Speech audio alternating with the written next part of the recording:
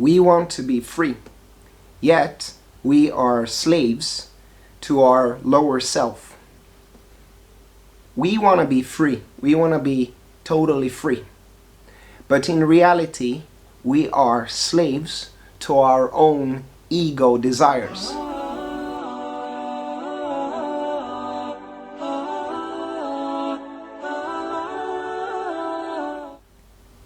Peace be unto you. Assalamu alaikum.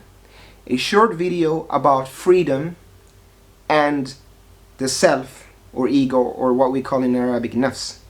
Because there is no greater form of slavery to constantly be a slave to your own ego, your own lower desires, your own lower self, and to constantly be dominated and controlled by the ego and its desires. You see, in the current culture where we are living, everything is sort of upside down. Prophet said in hadith that the Antichrist, Dajjal, is going to bring heaven and hellfire. But his heaven is going to look like hellfire, and his hellfire is going to look like heaven. So the world is essentially upside down, where what we think is hellfire is heaven, actually. And what we think is heaven is actually hellfire. We live in the age of the ego. We live in the age of the nafs. We live in the age where we cannot even interact with people normally anymore. We have to play with our mobile phone. You see, the nature of the lower self, or the ego, or the nafs, is that it wants what it wants when it wants it. Essentially the same as what psychologist Sigmund Freud called the id.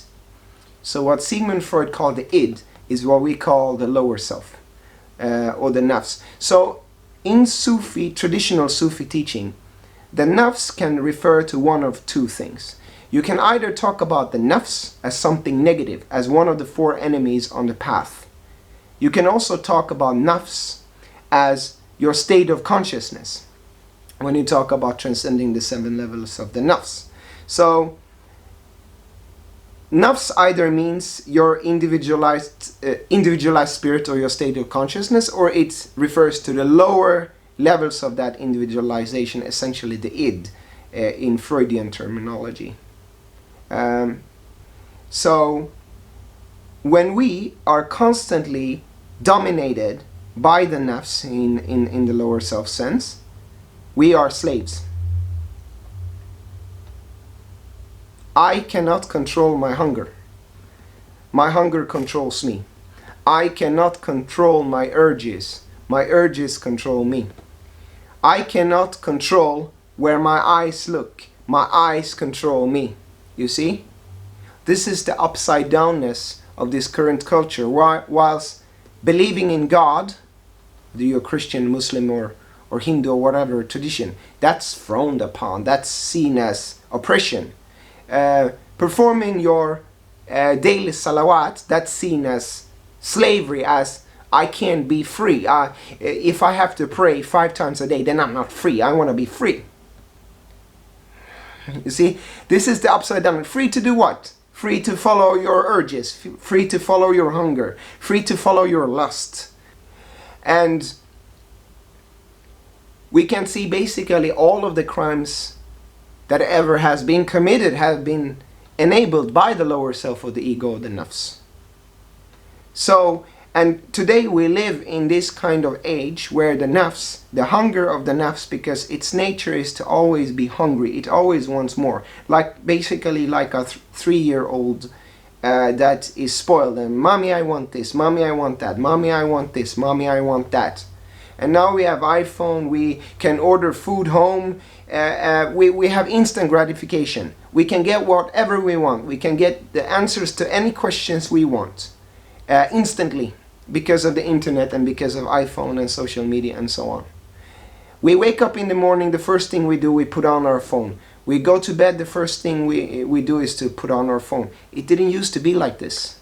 Life didn't used to be like this. Even when I was younger, life wasn't like that. We didn't have mobile phones then. when I was like a child. We played in the forest and enjoyed nature, and it was a beautiful time. Even when I was a teenager, it was kind of new. But people mostly met each other face to face. Now we don't even meet. We just play on social media. So the Antichrist has turned the world upside down. What we think is heaven or freedom is actually the supreme reign, the supreme dominance of our lower selves, or our nafs, or the Freudian id. I want this, I want that immediately. And we think that that's going to give us happiness. But more and more, instant gratification did actually not give us happiness. It didn't. So now we are trying to find ways to meditate, ways to isolate ourselves a little bit and take a little bit of distance from our mobile phones and so on. Because we are learning, like all spiritual traditions around the world, and I follow the Sufi traditions, has always known that following the lower desires will never lead to peace. It will never lead to peace. The illustrious Buddha, just to draw a parallel from Buddhism, said attachment is the root cause of suffering.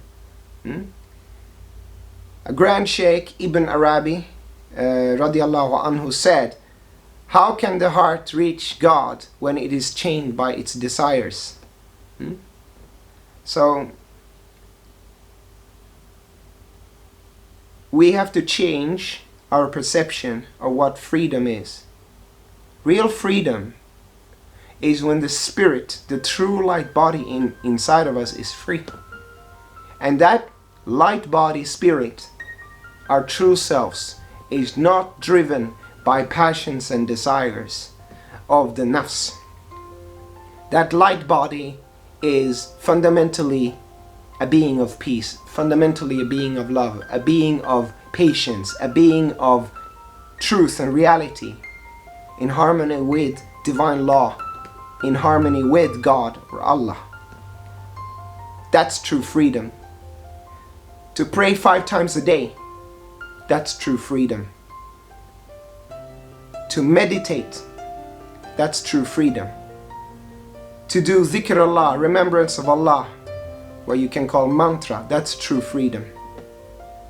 To be able to control your hunger during the fast in the month of Ramadan, that's true freedom. Constantly being controlled by the ego and its desires, that's the worst form of slavery. May Allah help us all be more free to follow and worship Allah. Hopefully this video has been helpful. Assalamu alaikum wa rahmatullah.